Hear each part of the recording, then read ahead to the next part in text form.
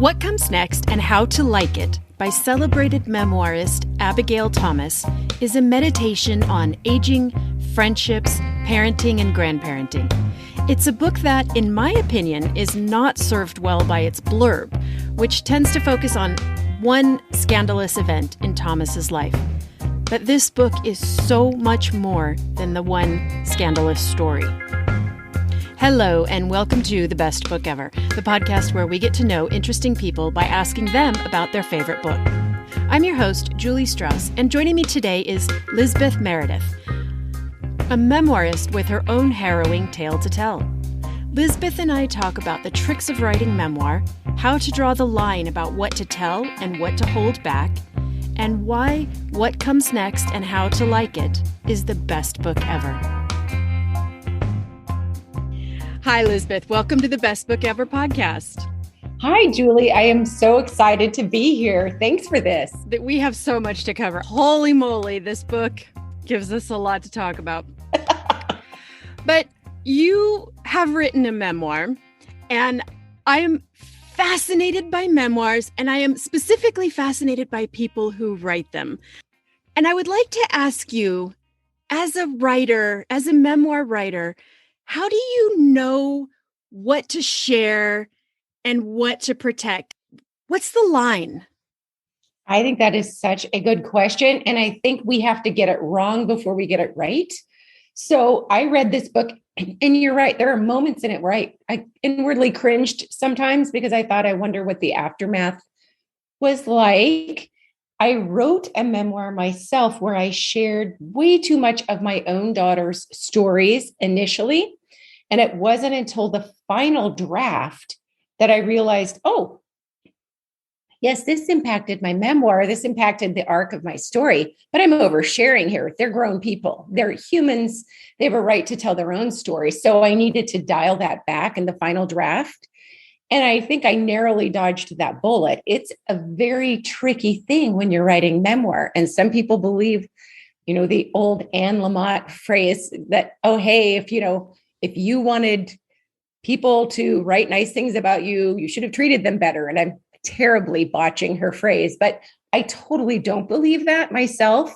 I think you need to be careful. And so it's difficult as a memoirist. I think every single person, unless they're a sociopath, has that question that they have. And I think writing the first draft out, you write whatever comes to mind.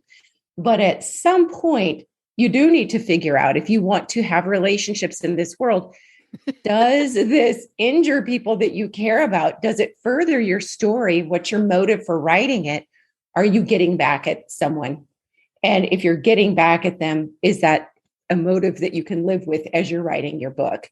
So, everyone feels differently. That's just how I feel about writing memoir. It's a very difficult situation to figure out, am I sharing too much about someone else? Would they be comfortable? Would they not be comfortable? Of course, I'm probably going to need to ask them to look that over. Even if you're writing fiction, though, and I've done that, but some of that was based on real life, reaching out to the person, let's say, whose character you based the fiction on and saying, hey, you don't have to do that, but I think it can be a good idea. But again, that's really dicey because in memoir, you're telling your take on this part of your life. That doesn't mean that somebody else has that same lens. Was it a situation where someone stepped in, or your daughters stepped in and said, I don't want this out there? Or it was a situation where you looked at it objectively in the last draft and went, oh, nope? That's a very good question. I am a big fan of reading memoir. In fact, I love this memoir. I love the writing of Abigail Thomas, but somebody I knew, who I will leave unnamed for the podcast, but somebody I knew at the same time that I was writing my memoir was also writing hers. And I knew her family very, very, very well. And I knew all her growing up years. And although it wasn't a memoir about abuse, it was extraordinarily unflattering to her family.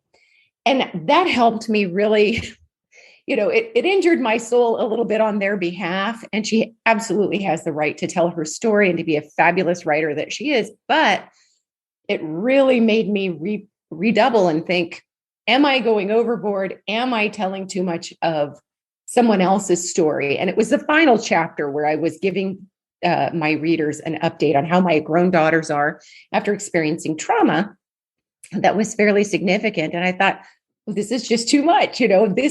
This is theirs to tell. And I even end up with my memoir saying, my daughters may one day share their stories, but this is what I want them to know about mine. And so, they have the right to have their own lens. And it's not about being untrue or true. It's perspective. And they have a right to share their story, but they have a right to privacy if they chose not to. And so just kind of keeping that balance. Again, that depends on how you feel about, if I was a crime victim and I felt like, what, I am going to share my story and I don't care what this person's family thinks, the offender, or what the offender thinks later, even if they feel like they've changed, so be it. I mean, I totally respect that. But if we're talking family relationships and about your readers and what your motives are, that for me helped. It was my compass.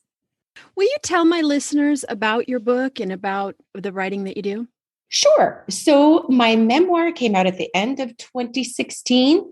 It's a book about my 2-year journey to find my kidnapped daughters, who were taken 4 years after I left their father.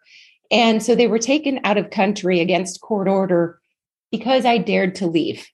And because I dared to leave and I never looked back, I didn't say, oh, maybe I should go back to him. Maybe I did get stronger. And what I didn't realize was the stronger I got, the unintended consequence was that he became more and more volatile. And I think this happens a lot in domestic violence situations where a lot of people from the outside look at the relationship and say, well, all she needs to do is leave. Why is she not leaving? Not realizing that really isn't the end of the problem. That may be the beginning of a whole bunch of new ones, or the end of her life. We know that more people are killed just after leaving a volatile relationship than staying in it. So that book was about my 2-year struggle, but it wasn't just that. It reflected on my own childhood as a kidnapped child, a parental kidnapping.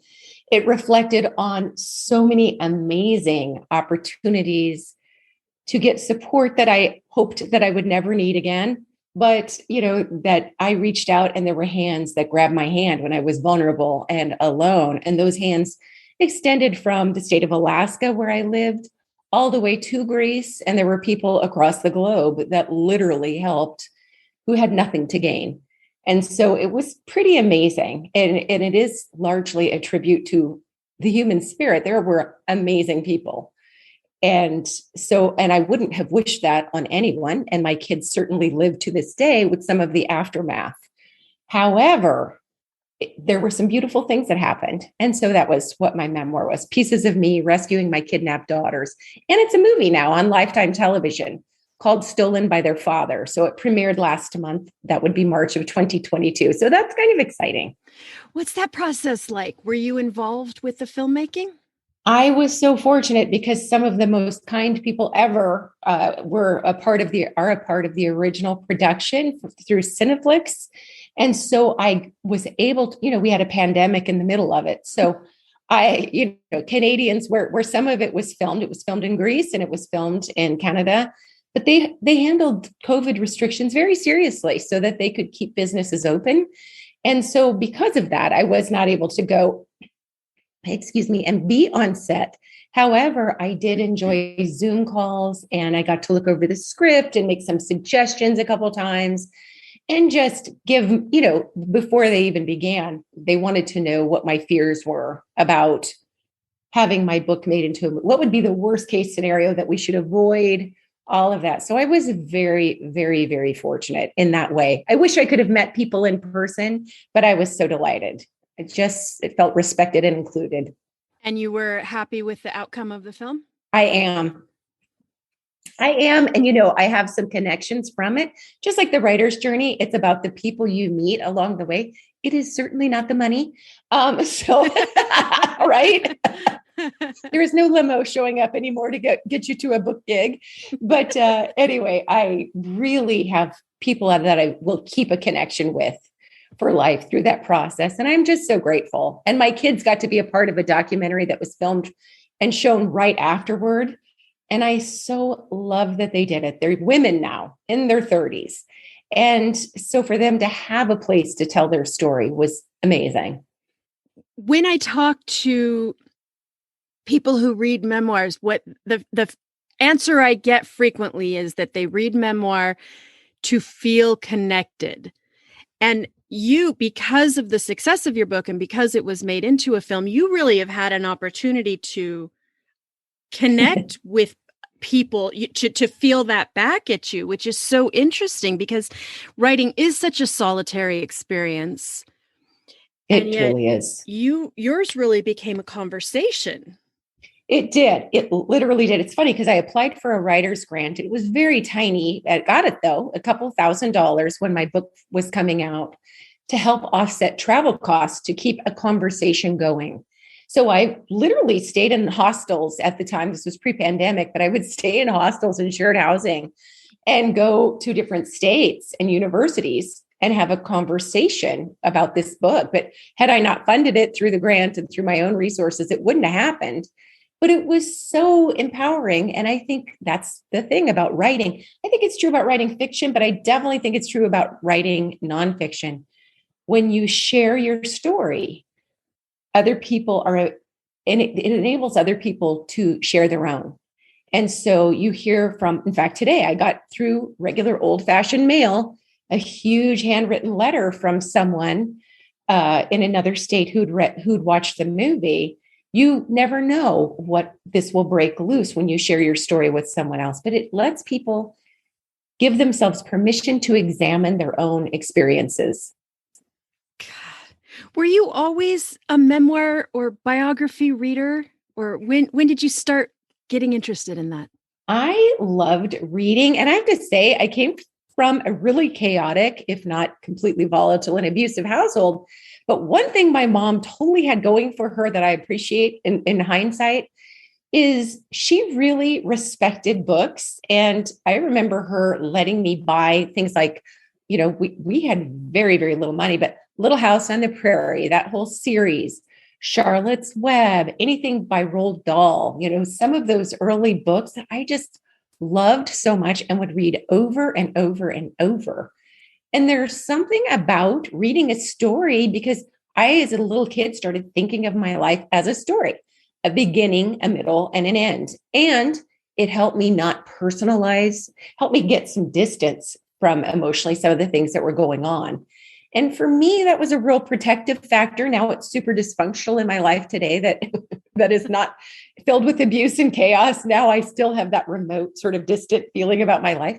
And that can be a real barrier and not too healthy, but it worked during real bad times. So do you use it as in your brain? You go, oh, look, Lizbeth is about to have a third piece of cake. Lizbeth is going to regret this decision tomorrow. Yeah. I always say the worse the problem, the better the story. And it really has helped me. It's really helped me not take it too seriously. When my life gets too smooth, and I think this is maybe true for a brain. All of our brains we're wired for some drama and chaos. We just are meant to be problem solvers. But for someone who had a life of it, when my life gets too smooth, it's nearly soul crushing. It is like, it's so extraordinarily dull. Wow, that is a take I did not expect. So sad.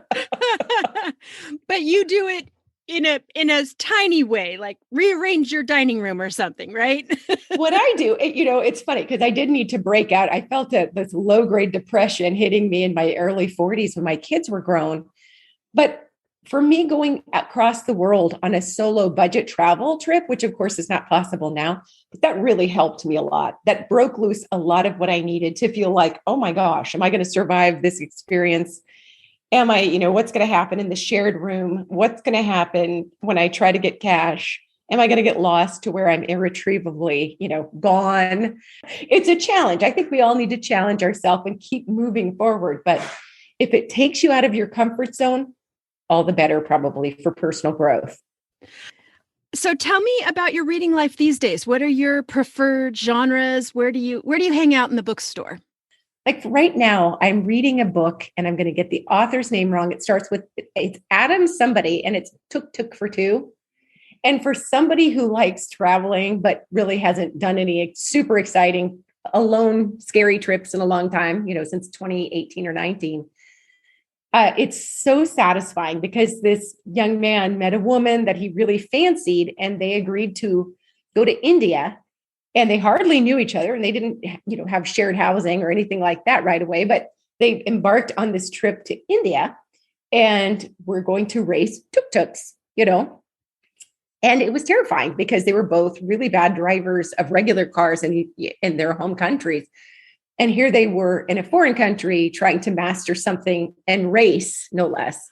So I just love that because it transports me like I am traveling. This morning I read some of it and I feel like, oh, I was in India this morning. It has been a refuge during this time of where we can't leave our houses. Right. It's been so delightful. So I'm so grateful for that. I do love nonfiction, but I also like fiction some too. I like some novels very much. I think Liane Moriarty, and I may say her first name wrong, but the Australian author, I just think she's so amazing that I nearly get depressed when I listen to, because I often will listen to her books. They're wonderfully narrated. And I think, I don't know how do people have that talent? I just don't understand. How do you reach that point? So you heard Abigail Thomas on a podcast interview. Had you ever read anything by her before, or had you heard of her? I had not. She has such a rich voice. So I knew that was somebody that if she narrated her own book, I would want to listen to. So with her, as soon as I heard her on the podcast, for one thing that I loved is she's not a super young author.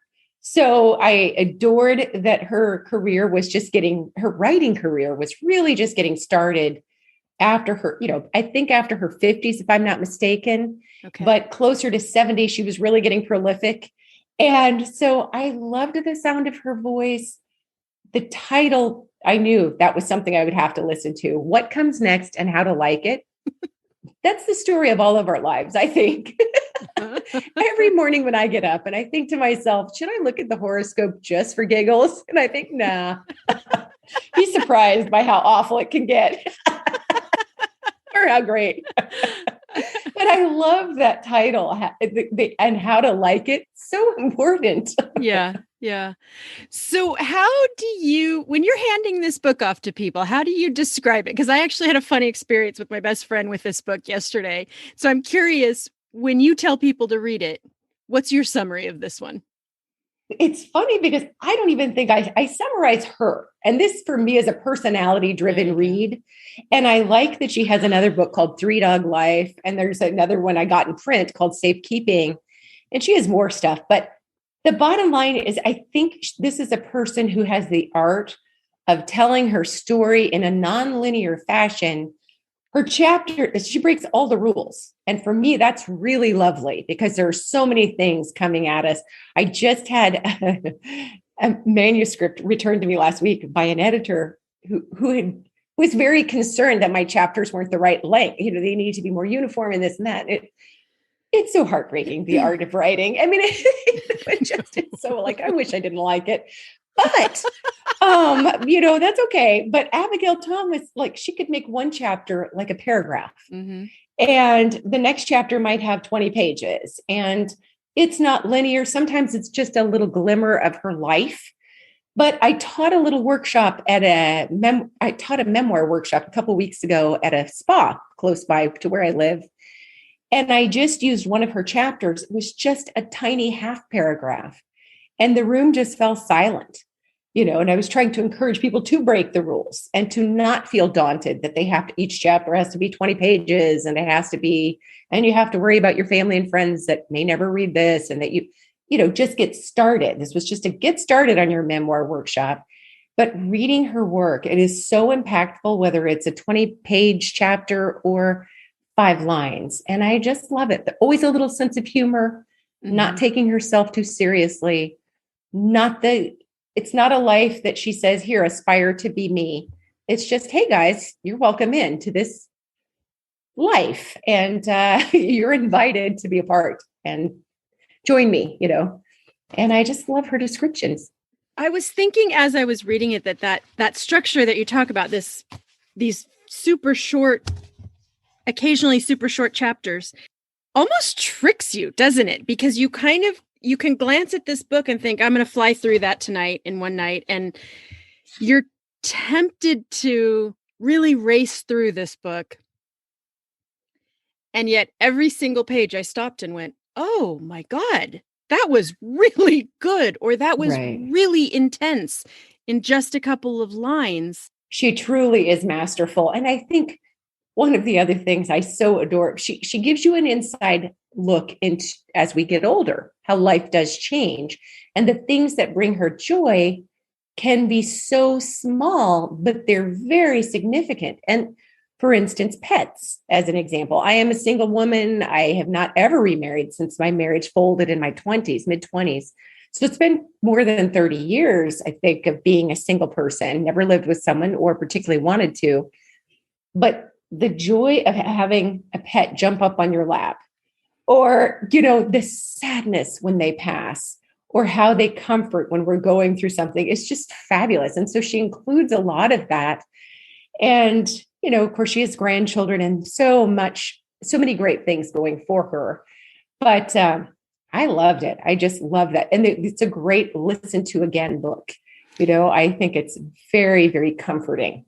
Well, let's talk about I think the thing that sort of sells the book, even though it's not what the entire book is about, which is the relationship with her best friend and her daughter. Will you tell my listeners about that aspect of it?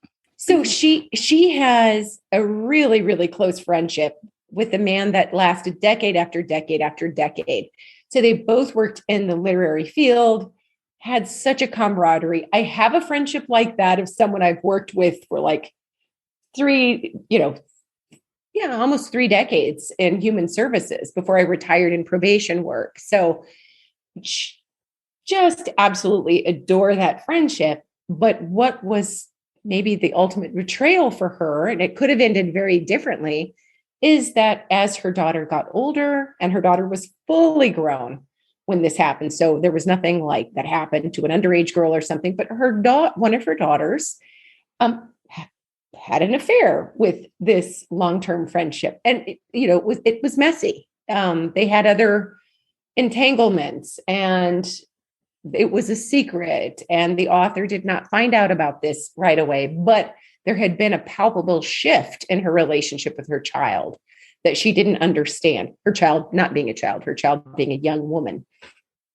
So she writes about this. Now, this is so much later, and what it took to move through that and forgive, frankly, and for the relationships to resettle and the awkwardness to mostly end. It was very, very well done.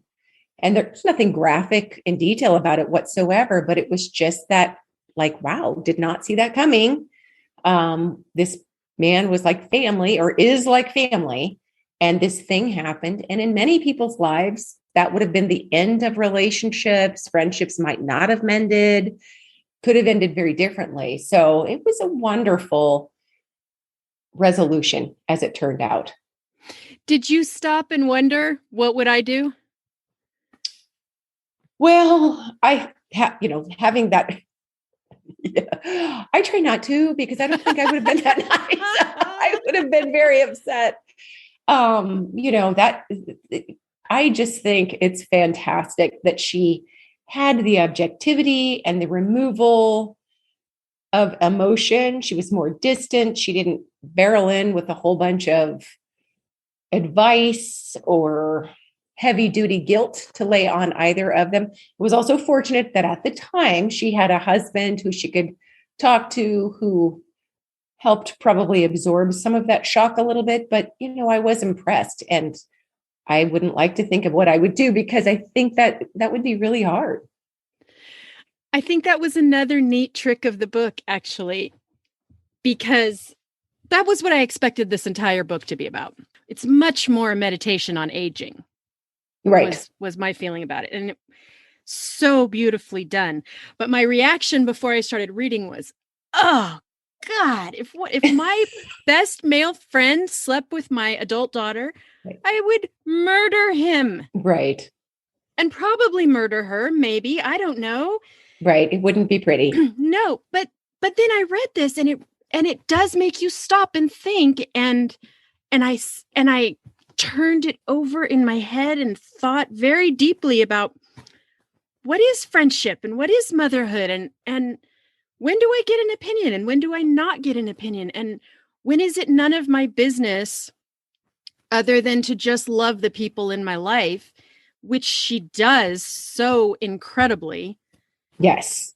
And so it is one of those books that I think changed me as a reader. It changed my perception of where I belong in other people's lives. Right.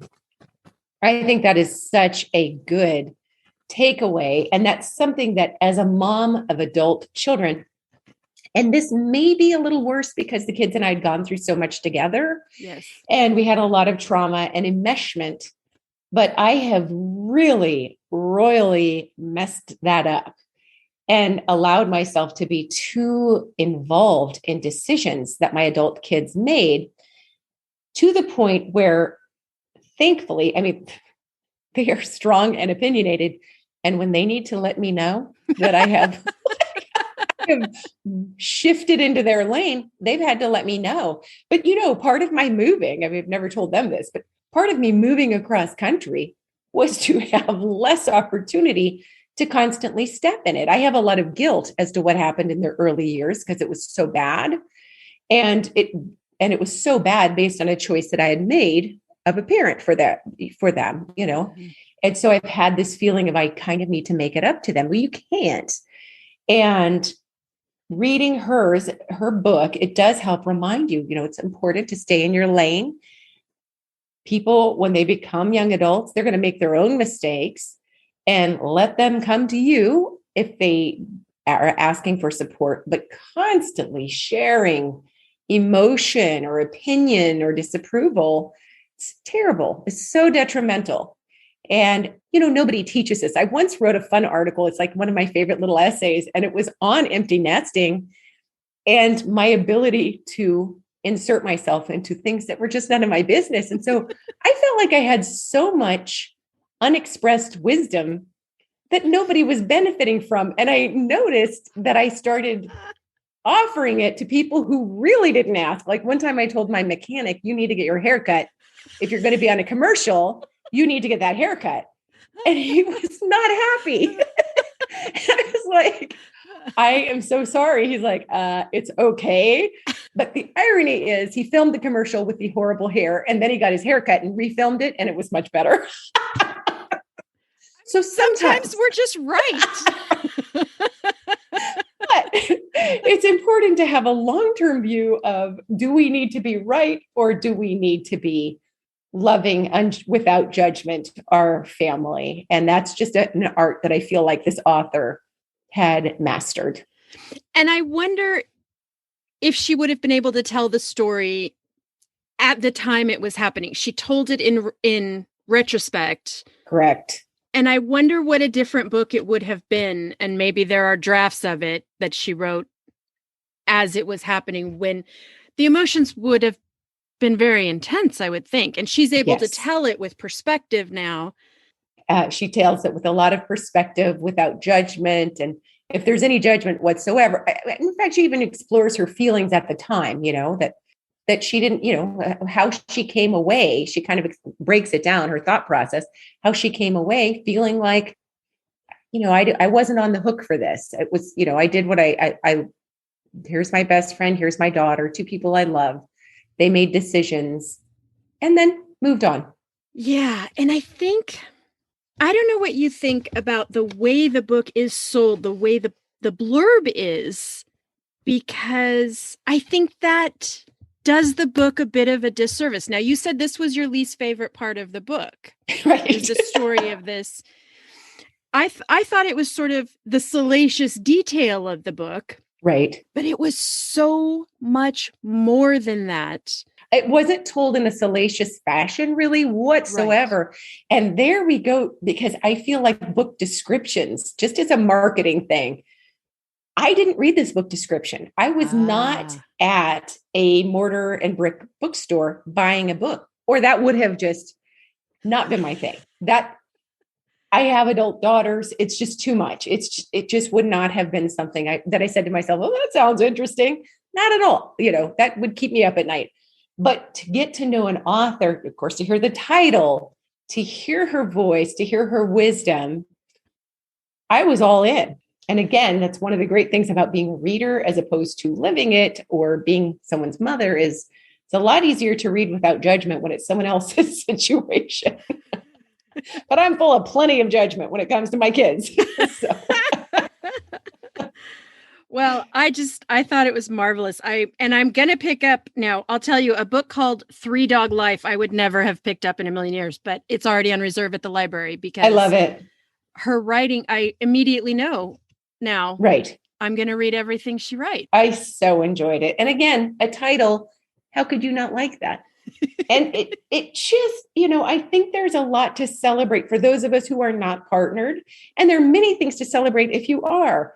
But I think we are underrepresented at times of having more than a lonely life. My experience is that sometimes I'm terribly lonely as a single woman living in a town where I don't know, don't have a whole lot of good friends. Of course, it's kind of delightful also, but it doesn't account for the many times that it's very fulfilling. And the sources of that fulfillment can come from a lot of different things. So I love that she writes about this stuff. This has been lovely. Will you share with my listeners where they can find you and all the different work you do? I absolutely will. You can find me at lameredith.com, A being my middle initial. That's where I'll have my news and events, sign up for my email list, and have my podcast show notes. And my books are on there as well. I was in a Girl's Guide to Traveling Alone, a fun anthology, is what, it references my own book as well. Also, I'm at Persistence U podcast with Lizbeth, and I'm on social media also, most active on my author Facebook page and a little bit on Instagram, enjoying raccoon videos. I keep meaning to be an author on Instagram, but I keep getting trapped by raccoons running on treadmills. And I'm like, oh, it's so cute. I could spend hours just watching raccoons run on a treadmill. I had no idea this was a thing. I'm going to look it up now. They're so awesome. Well, this has been absolutely great. And I hope you will come back anytime you have a book you want to tell me about. Oh, Julie, I would love to. I'd love to stay in touch. And this has been so enjoyable. Thank you. Bookworms, ever since this conversation, I've been thinking about the role of a memoirist and the lines they walk when telling their own stories. I cannot wait to hear what you think of this book and about other memoirs you've loved. Connect with me over on Instagram at Best Book Ever Podcast. Remember, you can find links to all the books we discussed in the show notes or at my website, bestbookeverpodcast.com. And if you have a book you want to tell me about, click on the Be a Guest button on my website or Instagram bio so we can chat.